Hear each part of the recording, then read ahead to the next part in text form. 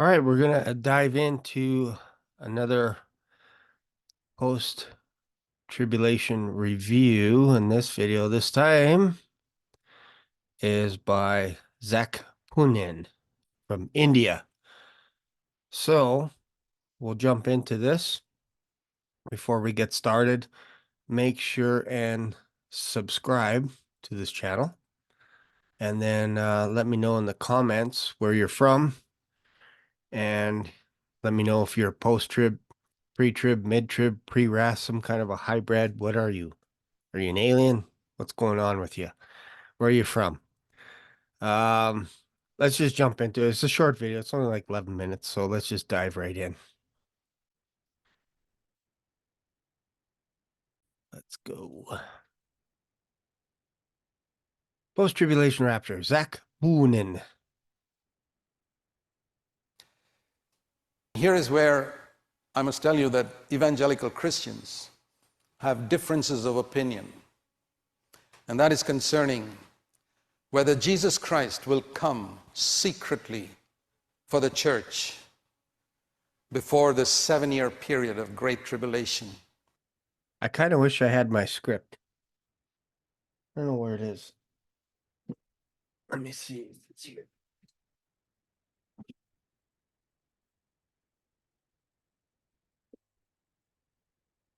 No. Let me see 1 second. Because usually what happens is no.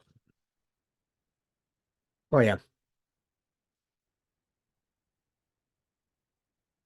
I think, yeah, this is the script.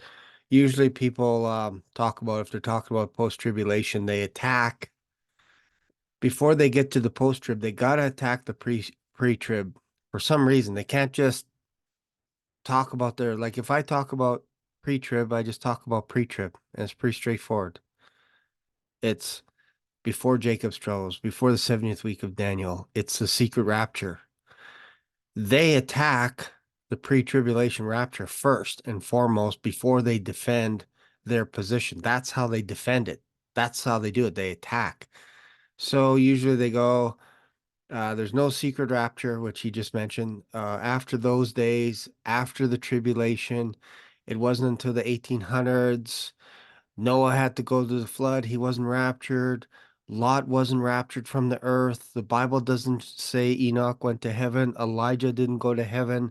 These are inferences. The rapture is not in the Bible. We are to go through tribulations. God's wrath during tribulation is not the same as God's wrath in hell.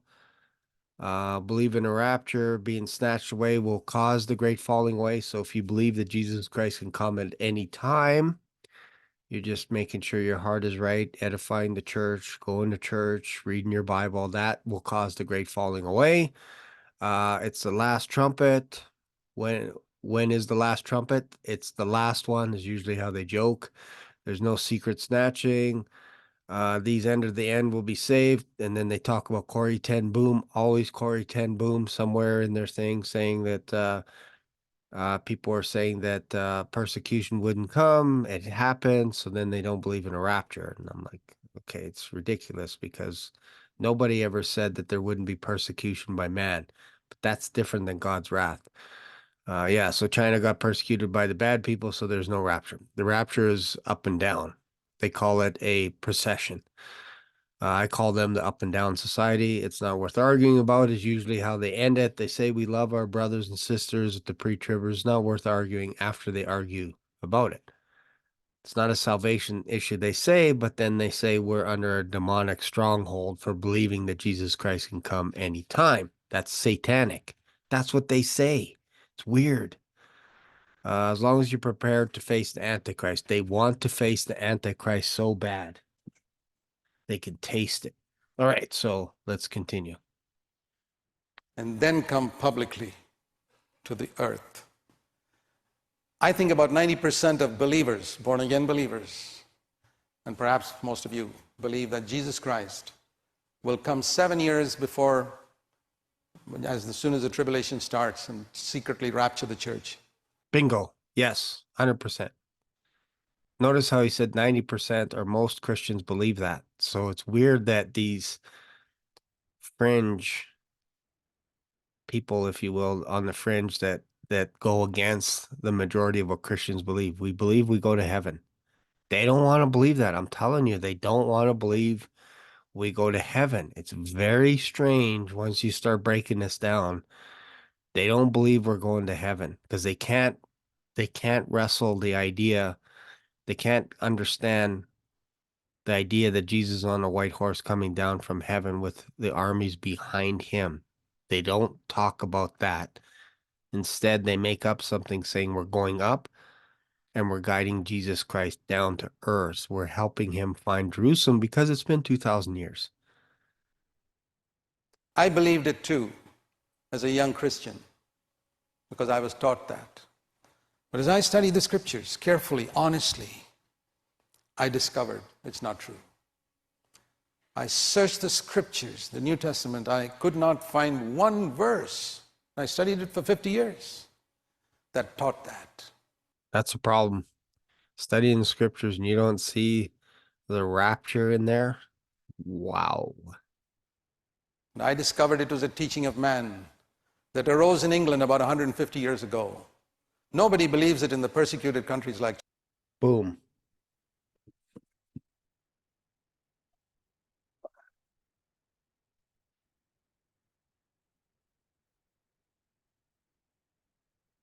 Yeah, 1800s. So there it is. So we hit 2 points, no secret, 1800s. And he's now going on to there's persecution everywhere. So what are we talking about here? And I'm saying that's not God's wrath because somebody walks up to you and slaps you in the face, calls you names because you're a Christian. That is not God's wrath, for crying out loud. That is not God's wrath. These people are crazy. China or in the old communist countries. Nobody would believe it. It arose in countries that had never experienced or in the about 150 years ago. Okay, so he talked about China. He was probably going to talk about Corey Ten Boom, but he just mentioned China. That always comes up. They have the same script. Nobody believes it in the persecuted countries like China or in the old communist countries. Nobody would believe it. It arose in countries that had never experienced persecution for centuries.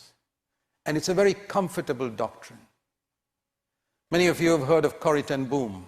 Ah, The that's right here. I'm like, are you kidding me?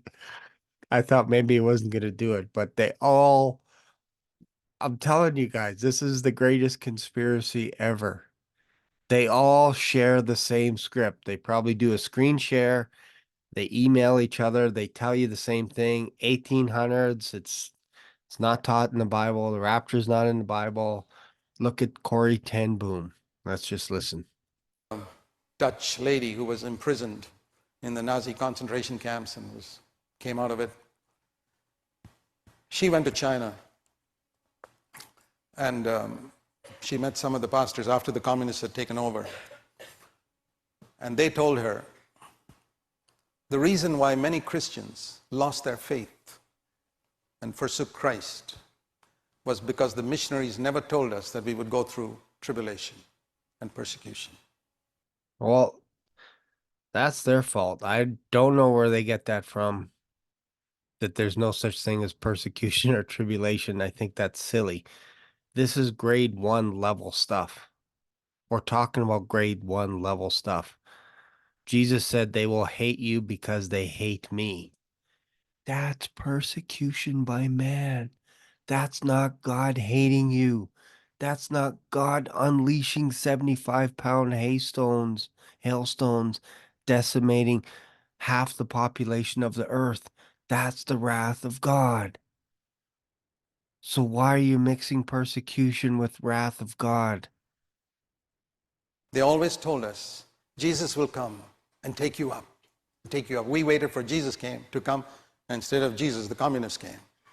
And we got persecuted. And it's not been 7 years, it's been year after year after year after year, and we lost our faith. It's funny, Paul says that after That day of Christ cannot come after falling away and the son of perdition gets revealed. So that day cannot come until the Antichrist shows up. So why are these missionaries abandoning their faith when communists come in and persecution, all this stuff? That's not the Antichrist. So it's kind of weird that they skip over when Paul says, look, don't be worried about this stuff. Like I've already told you all this stuff. There has to be a great falling away first. Then the Antichrist shows up. Abomination of desolation. Pretty clear. Pretty clear. Persecution, tribulation's coming. But that's not the wrath of God. That's not Jacob's trouble. That's not Daniel's 70th week. Faith. See, this doctrine has not prepared people for persecution. 30 years ago, I started preaching in India. We must prepare the church in India for persecution. Most people didn't agree with me. That's fair. Okay. Yeah, I get it. Same thing in North America. Prepare for persecution because if you believe in Jesus Christ, you're going to get persecuted. Okay. So that's what Jesus said. That's what Paul said. That's what all the apostles said. But Jesus also said that's not the end. The end is still to come. Luke 21, prepare or pray that you're worthy, that you're considered worthy to escape before. What's before? Before is before everything comes to pass. But they skip over these verses. They don't like them. I say 90% of believers, they thought it was a false doctrine. But it's happening in India today. In the last 1 year, we've seen more persecution, more Christians killed. In India, I've never seen it in all my 70 years. And I believe that one way or the other, persecution is going to come to every land. And we have to be faithful to the Lord. If you're looking for a life of comfort, forget about being a Christian.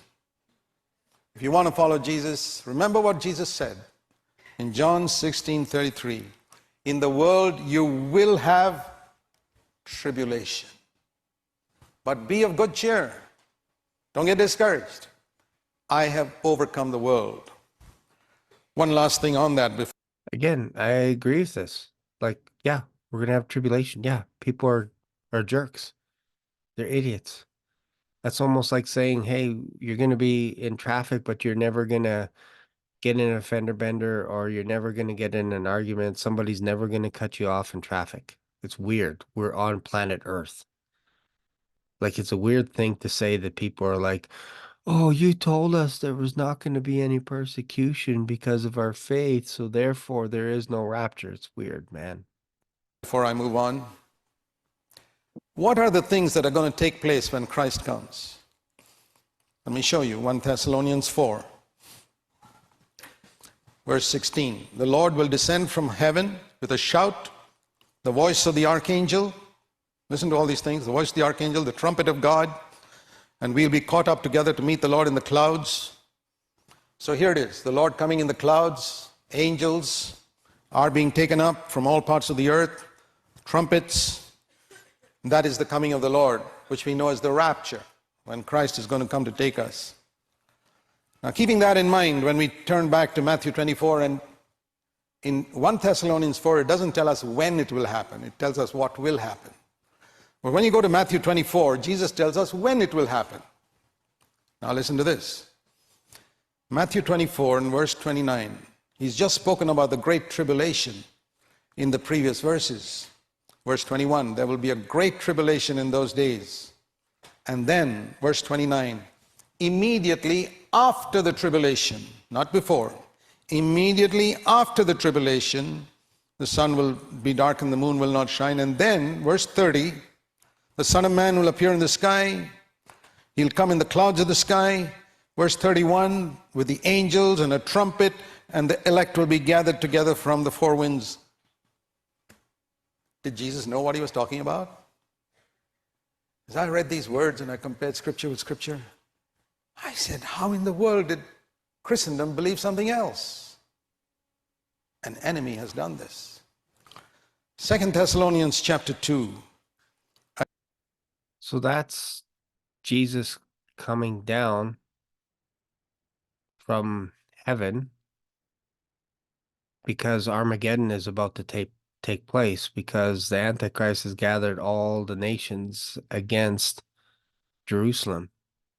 And if Jesus didn't come back, there would be no one saved at all. The world would be destroyed. So I'm waiting for him. He mentions that that's the rapture. So let's just Matthew 24, and I think that's the end of the tribulation, the great tribulation, when Jesus Christ appears. Every eye will see, all the tribes will mourn. This is different than the Lord's appearing. We're excited. We can't wait to see him. But what he just read in Matthew 24 is people are going to mourn. Mourn. I read these verses, verse 1 to 3.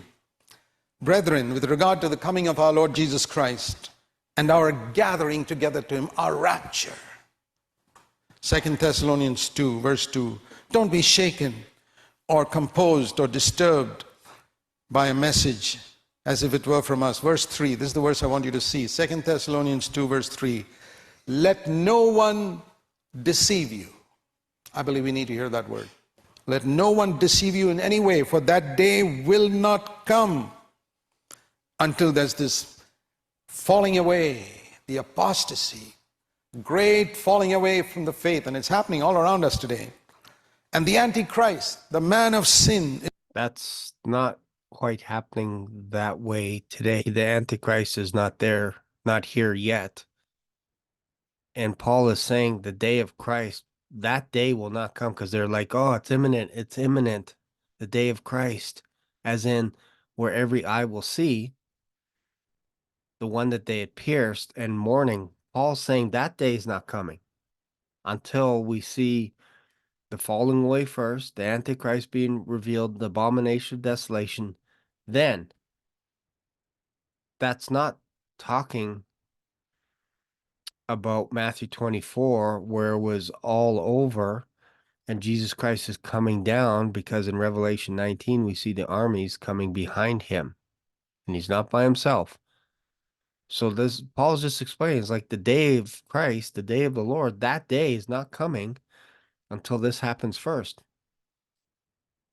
So don't let anyone deceive you, because that can't happen until the falling away and the apostasy comes first and the man of lawlessness is revealed, the son of destruction. That's when all that stuff starts. Is revealed, the son of perdition, destruction, whom opposes and exalts himself, who sits in the temple and claims to be God. Verse 4. It's after he's revealed that the Lord will come. I believe we need to be prepared for the coming of Jesus Christ. But we need to be prepared for this time of persecution and tribulation the church is going to face. Before that, and this is the time when we need to strengthen ourselves. I remember we were taught in the military that the more you sweat in peace, the less you bleed in war. And the more we prepare ourselves in times of peace, the more we'll be ready to fight the battles when the time of tribulation comes. Jesus said, no one knows the exact day or the hour. But he did say, you will know when he is near. So, we will know when his coming is near, but we will not know the exact day or the hour. And then people, try to frighten people into a holy life by saying, don't sin because Christ might come tonight. And you. This is kind of weird that he says this. He goes a little dark for a few minutes here, basically saying that it's ridiculous to cause people to fear that Christ is coming at any moment. And I'm like, that's not why I try to live a godly life. It's because I love him and I want to get to know him a little bit more. And I find if I'm doing things that I'm not supposed to do, it's very difficult for me to read his word. And because I want a greater revelation of his word, I don't want to do those things. So I just focus on doing the things that I like doing, which is reading, studying his word, And man, I can't wait for him to come. It's going to be exciting for Jesus Christ to appear and gather us to him. That's not out of fear. I have zero fear. It's love. It's love for Jesus. So, yeah, we'll just listen to this. Only 5 minutes left here. You won't be ready. Well, I'll tell you another thing. If you're engaged to somebody and you're keeping yourself as a pure virgin for him, and you're keeping yourself pure only because he may suddenly land up tonight. Oh, then I don't want him to catch me fooling around with another man. I mean, if that's the only reason why you want to be devoted to your absent bridegroom, I'd say you're already a harlot. Wow. It's a weird thing to say. Like, you want to save yourself for your spouse. It's not because, like, it's a weird thing that he's like, if you're doing that because you don't want him to catch you fooling around, you're already a harlot. You see where these people go with this stuff? It's like, how about the person that's engaged to someone just doesn't want to mess around because they're just waiting in the expectancy to be intimate with their spouse, with their engaged to be spouse. Like, what's wrong with that? Why is that evil or made fun of just to wait? We're waiting and we're making sure our hearts are ready for Christ. And now he's like, you're a harlot if you're doing it out of fear and all this kind of stuff. It's weird. Now you start name calling. And it's like, no, the reason why you don't sleep with people before you're married is because you want to give everything to that person that you're about to marry. That's simple. I think most people get that. So I'm not sure why he's saying if you're doing it because he's going to come and catch you, you're a harlot. Like, it's just, I think he kind of jumped ahead a little bit here. It's kind of weird. Don't you think so? I mean, if it's a human bridegroom you're engaged to, and the only reason you don't want to be found with another man tonight is because you're afraid your bridegroom may turn up tonight and he might catch you with another man. You're a harlot through and through. So, when your desire for purity is because, oh, Christ may come tonight. I don't want him to catch me watching internet pornography while he comes. I don't want him to catch me yelling at my wife when he comes. And that's the reason to be holy. Brother, sister, you're a harlot, spiritual harlot. Your only interest is that the bridegroom should not catch you fooling around with sin. What if you knew that, let's assume that in an earthly engagement, you know for definite that your bridegroom is away and is not going to come back for 10 years. What are you going to do? Definitely he's not coming back 10 years. You're going to fool around with somebody else? That's the test. Supposing I say to you, Christ is not going to come back for another 10 years, brother, sister, relax. So what? You're going to sin? Many people think it's the immediacy of Christ coming that's going to make us holy. No, that type of holiness is the fear of being caught, not the fear of God. The Bible. Interesting that they use this perspective. I say they, call them post-tribbers. Again, he hasn't talked about post-tribulation yet. He's basically saying that if you're doing this out of fear and all this stuff, and I get the point, what he's trying to say, but it's almost like a mocking kind of thing. It's like, relax, he's not coming for 10 years.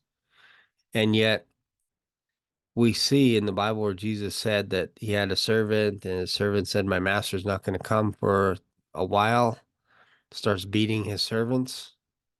And then the Lord comes at a day that he didn't expect. This is why we live in imminency. We expect Jesus, he can come at any time that he wants, because we don't want to be the one that's like beating our servants, doing all kinds of crazy stuff because we think we have time. So in that essence, yeah, it's like it's weird if you're approaching Christ from that perspective, but that's between you and God. Like, I don't approach it. I approach it where Jesus Christ, it might take him 100 years to come back. That just means I get to know him a little bit better each day over a period of 100 years. Perhaps I can have the whole Bible memorized 100 years from now. That's how I approach Christianity. Maybe I can edify someone just a little bit more today. Maybe I could build the church just a little bit more today by sharing my faith with someone today. That just means we get an extension.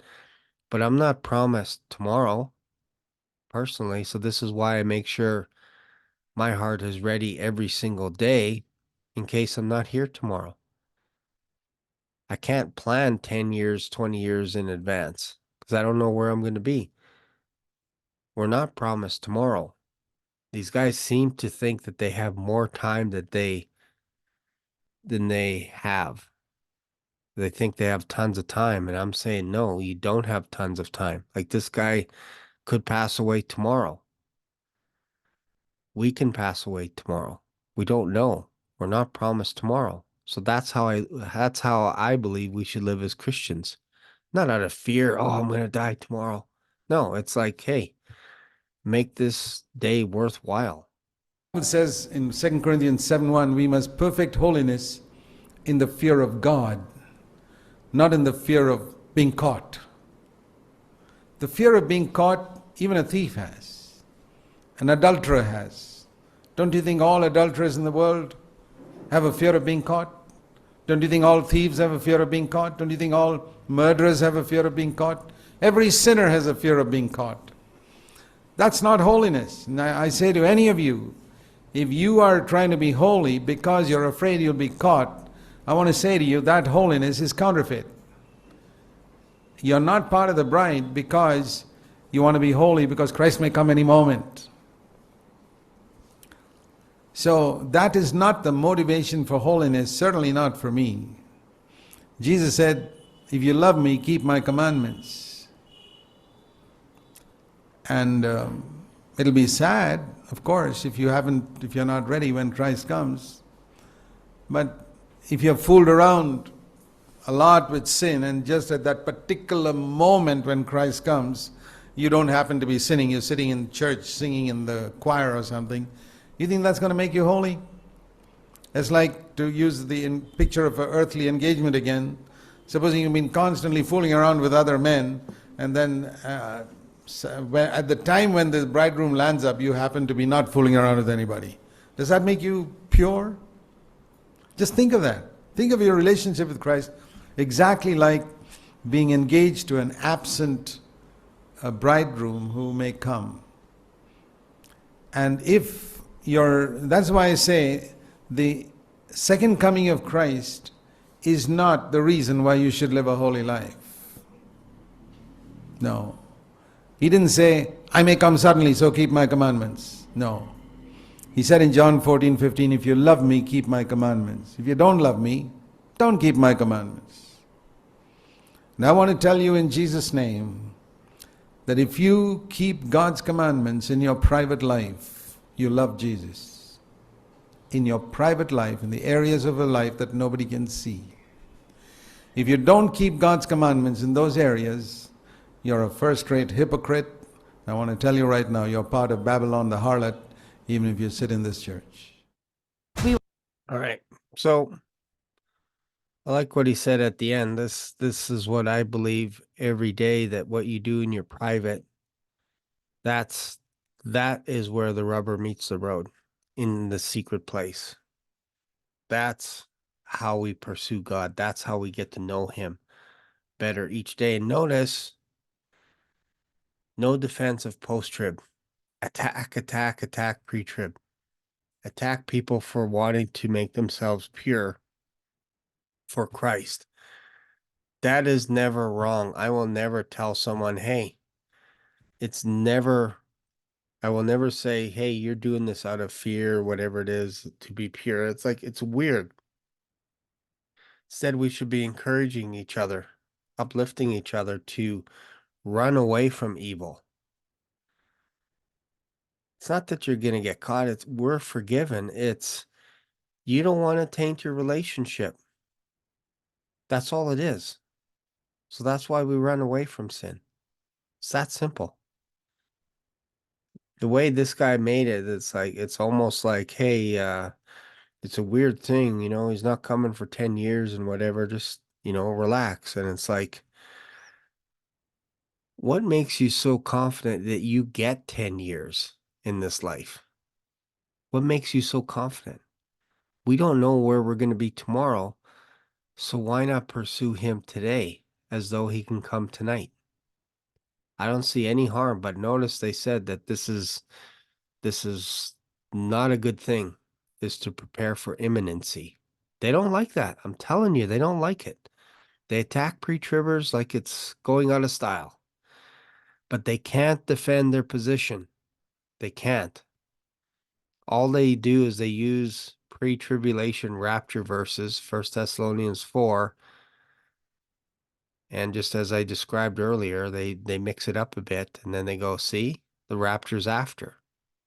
And they don't explain the rapture at all. They don't explain that there's Armageddon. They don't explain anything. They just attack and make fun of pre-tribbers that are living for Christ today, edifying the church today. Never heard him say anything about reading the Bible more. Nothing. It's almost lackadaisical. It's attack the pre-tribber position. You got to ask yourself why. Why do these people continue to do this? And I'm seeing it all across the camps. They don't, all across the board on various YouTube channels. Every post-tribber that I've seen so far attacks pre-trib. They go after it hardcore. Why? Because there's more verses to defend pre-trib. So now they have something to grab hold of. They can't defend their post-trib because there's nothing there. Instead, it's Jesus Christ coming back with his armies to come down on earth, and we're following behind him. We're in heaven. They don't talk about that. They skip over that part that there's actually people living in heaven. They don't like to talk about that stuff. Watch a post-tribber. They're not going to talk about heaven. They're not. They're not going to talk about what it's like to live in heaven. Because again, post-tribulation dictates that you believe after the wrath of God, that you go up and down. Resurrection of the living, resurrection of the dead. When we know in Revelation, resurrection of the dead doesn't happen until after the 1,000-year millennium kingdom, after the Gog of Magog war, when the devil gets tossed into the lake of fire and there's the great white throne judgment. That's later. So they don't want to talk about any of that stuff. It's kind of weird. Anyways, hopefully you got something out of this. If you have, subscribe to the channel and let me know in the comments. And we'll see you later. Bye.